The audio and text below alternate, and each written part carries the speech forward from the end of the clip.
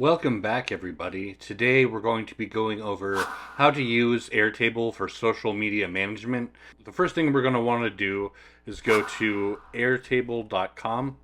That'll bring you to your homepage, and we're going to create a new workspace. We have one already, workspace 1 for our project management, but we're going to create a new one because today we're going over how to manage your social media. So we're just going to come in here and click create.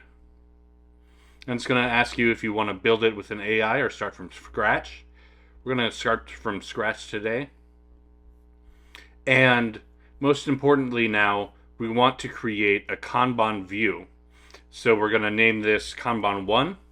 And you can choose who you want to share this with, any collaborators that you have, keep it personal or even locked. We're going to share it with our collaborators, even though I don't have any, and we're going to create a new view. It's going to ask us what type of stacking fields we want. I'm going to choose status. Okay. And so we have a few tables here, like to do, in progress, done. So to make this more suitable for our social media, we're going to change this from to do to recording. So we'd be recording our video, and you can add a record here.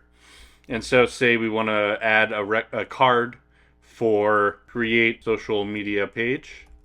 And it's going to have the status of recording, and then we can add another field to it, and you can rename it, let's say a URL, and you choose the type of field that you want. We are going to choose a URL, and now click save, and now we have a URL link for like the link on a YouTube or Twitter account. We're going to cancel out of here. And then, so then there's in progress and done. We're going to change this from in progress to create thumbnail.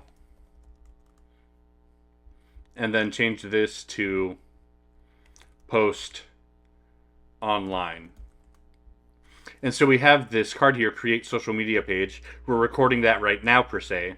But now you could click and drag that over to create thumbnail if you've finished recording the media that you want to upload. So all of this is really nice to use for yourself, but ultimately if you want to be using this with a team, we're going to come up to the right hand side and click share.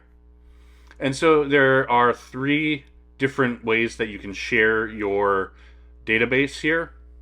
You can send invites via email to someone that you know, and set their permissions so they can fully configure and edit the base, and an editor who can edit records and views but cannot configure tables, commenters, read only.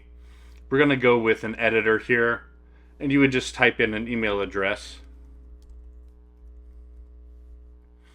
And you can invite them specifically to workspace 2 that we created, so they could see all of the databases within our workspace as we go on.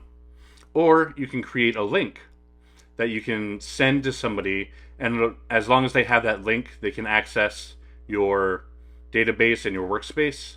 Or you can share publicly, and so anybody could come and view your table as you wanted. I hope you liked this video.